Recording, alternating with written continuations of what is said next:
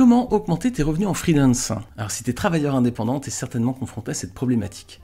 Tu t'es rendu compte maintenant le vrai coût de l'emploi finalement en France. Et les taxations sont très élevées. C'est vrai, quand on est salarié, on a toujours un petit pincement au cœur quand on regarde sa fiche de paye. On regarde tout en bas le salaire net, ce qu'on touche, et on jette un petit peu le regard vers le haut et on a le salaire brut, ce qu'on aurait pu toucher aussi, mais avant les charges. Et on a quand même un petit pincement au cœur de voir qu'il y a autant d'argent qui part à l'État. Bon, c'est comme ça, il faut bien payer des impôts, mais des fois on se dit que c'est un petit peu trop. Et c'est pas le vrai coût du travail, parce que sur cette feuille de paye n'apparaît pas les charges patronales. Et ça, tu t'en rends compte quand tu es freelance. Une fois que tu as tout payé, tu as sorti quasiment 50% de tes revenus, quoi. Donc si tu veux gagner 2500 € par mois, il faut quasiment que tu sortes 4500 voire 5000 €. Alors la problématique qu'on a rapidement, c'est de se dire comment je vais faire pour augmenter mes revenus. Alors dans cette vidéo, je vais partager les deux façons de faire. Ou bien tu baisses tes dépenses, ou bien tu augmentes tes ventes. C'est simple, c'est mathématique. Ou bien tu baisses ce qui sort, ou bien tu augmentes ce qui rentre. Et idéalement, si tu peux faire les deux, c'est encore mieux. Alors il y a encore une troisième méthode, et reste bien jusqu'à la fin de la vidéo, parce que je vais te la donner à la fin. C'est celle que j'ai compris finalement après plusieurs années d'expérience en freelance. Alors reste bien avec moi jusqu'à la fin de la vidéo, je t'explique tout en détail. Alors première méthode, bien sûr, c'est de réduire tes dépenses. Commence déjà par là, parce que c'est le plus facile. Alors je te donne deux grands conseils pour ça. Premièrement, fais la chasse au gaspillage. Check ton relevé bancaire et tu regardes toutes tes dépenses que tu as. Et notamment, regarde du côté de tes abonnements. Tu as peut-être des abonnements à des plateformes, à des applis. Check un peu tout ça. Regarde celles qui sont vraiment nécessaires. Et supprime celles qui te servent à rien finalement. Peut-être que tu les as gardées avec le temps, ou finalement elles sont là mais tu t'en sers pas tellement. Donc fais un peu le tri, regarde tous tes abonnements et fais un peu la chasse au gaspillage, quoi. Et là les deux axes, c'est supprime toutes celles qui servent à rien, clairement, ou alors celles qui te coûtent plus qu'elles te rapportent. Si par exemple ça te coûte 20 € par mois, mais que ça ne te rapporte pas ces 20 €, ça te rapporte peut-être 40 € à l'année, mais tu as dépensé 120, ça n'a peut-être aucun intérêt, quoi. Donc premièrement, la chasse au gaspillage, un bon coup de nettoyage, tu checkes tous tes relevés bancaires, tu regardes toutes tes dépenses et tu vois tout ce que tu peux supprimer. Deuxième méthode, applique la règle des 20%. Cherche à réduire toutes tes postes de dépenses de 20%. J'ai connu quelqu'un qui faisait ça, tout ce qu'il achetait, alors lui il faisait 10%. Il négociait tout de 10%. Il achetait jamais rien, enfin du moins il voulait jamais rien acheter au vrai prix. Toujours il allait négocier quelque chose. Eh bien fais-le, suis cette bonne pratique. Alors lui en plus il le faisait dans des achats vraiment de grands biens, d'appartements notamment. Eh bien toi aussi fais-le, applique cette même règle, mais toi applique-toi la règle des 20%. Négocie tout ce que tu peux. Et te gêne pas pour le faire. Tes clients ils le font, non ? Est-ce que tes clients ils te négocient jamais tes prix ? Est-ce qu'ils te disent pas c'est bien mais j'aimerais bien qu'on baisse un peu ? Et qu'est-ce que tu fais dans ces cas-là ? Souvent, tu acceptes, parce que si tu es contraint, tu vas accepter. Donc alors je dis pas qu'il faut mettre la pression aux autres, mais simplement essaie de négocier tout ce que tu peux. Et tu vas te rendre compte que finalement, il y a des fois, tu fais baisser les prix très rapidement. Alors tente le coup, négocie-le, et puis tu vois si ça passe, mais tu verras que des fois, ça te fait vraiment baisser la facture. Alors ça, c'est le premier aspect, négocie. Deuxième aspect, c'est de prendre des abonnements annuels. Si tu as des applis ou des services, des fois tu prends l'abonnement mensuel. Eh bien si tu prends l'abonnement annuel, souvent tu as une décote de 10, 15, 20%, voire plus. Si tu vas dans une salle de sport, si tu payes tous les mois par exemple, c'est 25 €, et si tu payes à l'année, finalement c'est 19 € par mois. Tu vois, tu as déjà fait une belle réduction. Alors regarde sur tes abonnements, regarde un petit peu, check, et regarde la différence de prix entre les deux. Ça se trouve, tu peux faire là encore une belle économie. Et si tu l'appliques à tous les abonnements que tu as tous les mois, à toutes les dépenses que tu fais, si tu réussis à négocier les prix ou à passer sur des forfaits annuels et à baisser ta note de 10 à 20%, c'est comme si à la fin de l'année, donc tu prenais la liste de toutes tes dépenses et que tu retirais 10 ou 20%. Fais le calcul comme ça, juste de tête, tu vas voir que ça fait tout de suite des sommes assez importantes. Alors j'ouvre une petite parenthèse ici en milieu de vidéo, si cette vidéo tu la trouves intéressante, si elle t'apporte de la valeur, si tu te dis mais ce sont des bons conseils, je t'invite à une chose, c'est à liker cette vidéo, la partager autour de toi, à tes amis qui sont freelance notamment, et puis pendant que tu es là bien sûr, abonne-toi à la chaîne si c'est pas déjà fait. Allez, fais-le maintenant, et je te retrouve tout de suite pour la suite de la vidéo. Alors la deuxième façon d'augmenter tes revenus en freelance, c'est d'augmenter aussi tes ventes, ton chiffre d'affaires. Alors tu vas me dire, c'est plus facile à dire qu'à faire. Je vais te donner quelques astuces aussi que j'ai pu expérimenter durant maintenant mon parcours de quelques années en freelance. Et là encore c'est mathématique. Si tu veux augmenter ton chiffre d'affaires, il y a deux façons de faire. Ou bien tu vends plus, ou bien tu vends plus cher. Alors pour vendre plus cher, comment tu peux faire ? Tout simplement, c'est standard, mais augmente tes prix, tout simplement. Regarde, si tu vends des prestations à 29 €, je sais pas, par exemple tu as un salon, ou tu as des produits en ligne, tu les vends 29 €. Si tu passes à 32 €, ça fait une différence de 10%. Est-ce que ton acheteur va se voir vraiment une différence entre 29 € et 32 €? pour lui ce sera marginal. Mais la différence pour toi, c'est 10%. Si tu fais ça et qu'à la fin de l'année, ton chiffre d'affaires a augmenté de 10%, sans effort supplémentaire, sans avoir vendu plus, juste la même quantité mais un tarif supérieur, ça fera quand même une belle différence. Alors idéalement, ajoute quelque chose en plus. Si tu as un produit un peu star, tu fais une V2, ou tu ajoutes une fonctionnalité par exemple. Et comme ça te permet d'augmenter la valeur perçue. Si tu vends des produits en ligne, c'est facile, tu peux rajouter un bonus par exemple, ou tu peux mettre à jour ton produit, ce qui lui donnera du coup une valeur supplémentaire. Et donc tu n'auras pas de problème pour justifier une augmentation de prix.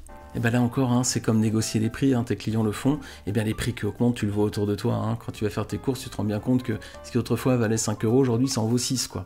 Et qu'est-ce que tu fais ? Tu l'achètes quand même, parce que t'as pas trop le choix. Donc ici, le principe, c'est ça, c'est d'augmenter un petit peu ton prix. 10%, c'est pas énorme, entre 29 et 32 €, c'est pas une grande différence pour le consommateur ou pour ton client. Et en plus, tu augmentes ta valeur perçue, et je l'ai expérimenté il y a pas très longtemps, j'avais un produit que je vendais 35 €, je l'ai passé à 59. Gros gap quand même, mais j'ai rajouté beaucoup de bonus, beaucoup de valeurs, j'ai mis beaucoup de mises à jour à l'intérieur, j'ai mis de l'IA, etc. Et bien tu sais quoi ? J'ai continué à en vendre le même volume par mois, ça n'a eu aucune différence. Que je vende à 35 ou à 59, ça n'a eu aucun effet, j'ai eu le même volume. Pourquoi ? Simplement parce que la valeur perçue était plus forte. Et ça restait un produit très abordable pour la valeur qui était donnée. Pour 59 €, les clients se sont dit « Ouah, j'en ai largement pour mon argent ». Donc, te gêne pas trop sur les prix.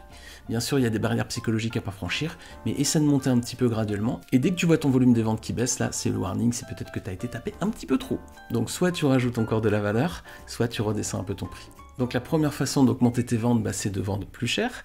Et la deuxième, c'est de vendre plus en volume. Alors là, bien sûr, qu'est-ce que tu fais ? Tu peux accentuer tes efforts commerciaux. Mais le conseil que je pourrais te donner, c'est diversifier tes sources de revenus. Alors, quelle que soit ta thématique, je ne sais pas ce que tu fais comme profession, mais que tu vendes des produits en ligne ou que tu aies un commerce physique, essaie de diversifier tes sources de revenus.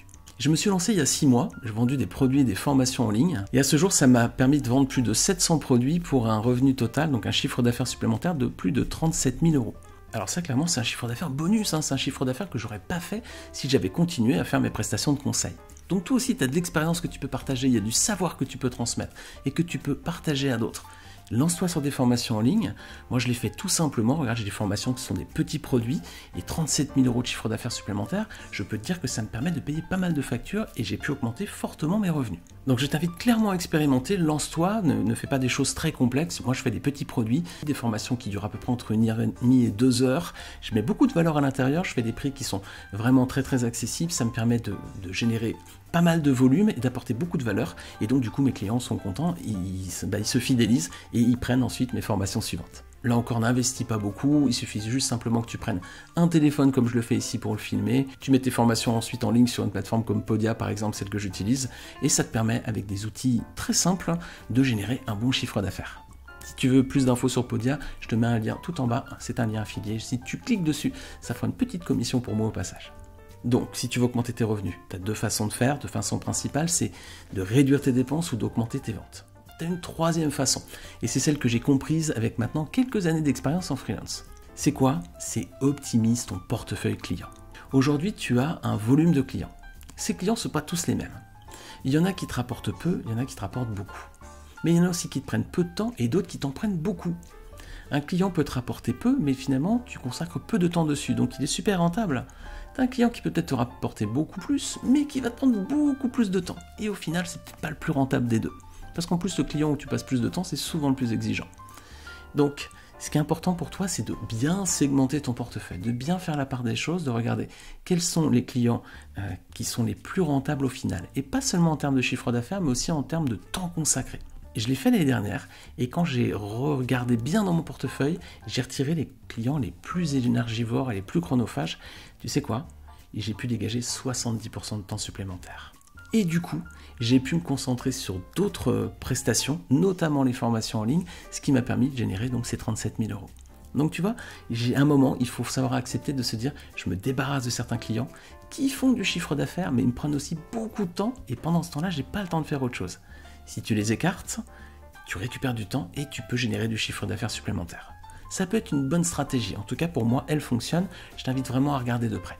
Pour t'aider dans tout ça, pour t'aider dans ta réflexion, je te partage tous mes conseils dans une formation gratuite. Tu as le lien là qui est juste tout en bas. C'est une méthode en 4 étapes qui va te permettre de bien répartir ton portefeuille et de bien l'optimiser. Tu vas mettre tes clients dans 4 cases. Et ensuite, en fonction de la case où il se trouve, soit tu vas garder la relation, soit tu vas la développer, soit tu vas t'en débarrasser. Alors je t'explique toute cette méthode, pour moi elle était super utile, j'ai pris du temps l'année dernière, quelques jours pour bien repenser ma stratégie sur mon portefeuille, et j'ai fait ces grandes découvertes effectivement de me dire, finalement les plus chronophages, ceux qui me prenaient le plus de temps, et pour moi étaient ceux qui me rapportaient le plus, donc les plus rentables, je me suis rendu compte que c'était pas vrai. J'avais d'autres clients qui me donnaient moins d'argent mais qui étaient beaucoup plus rentables, et donc j'ai mis le focus dessus. Alors si tu veux découvrir cette méthode en 4 étapes, elle est très pratique, je te laisse cliquer sur le lien qui est tout en bas de cette vidéo. C'est une vidéo gratuite et en 30 minutes, je t'explique comment faire pour vraiment faire décoller ton portefeuille. J'espère que tu auras les mêmes résultats que moi, en tout cas pour moi ça a été un carton. Dis-moi en commentaire si tu as d'autres astuces toi aussi pour augmenter tes revenus, si tu as d'autres façons de réduire tes dépenses ou d'augmenter tes recettes. Partage-les en commentaire, ça sera très intéressant pour moi de découvrir, mais aussi pour tous les autres qui regarderont la vidéo. Ce sera une bonne façon de partager ensemble pour s'entraider entre freelance, parce que la vie n'est pas facile dans un pays où les taxes sont malgré tout très très élevées. Je te dis à très vite peut-être dans la formation gratuite, sinon à très bientôt pour une prochaine vidéo. Salut à toi!